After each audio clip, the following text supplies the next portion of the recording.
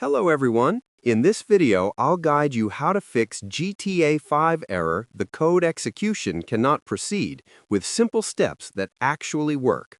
This error usually appears when important DLL files or Visual C++ components are missing or corrupted. First, restart your PC to clear temporary system glitches. Next, go to the official Microsoft website and download the latest Visual C++ redistributable packages. Then install both x86 and x64 versions and restart your system.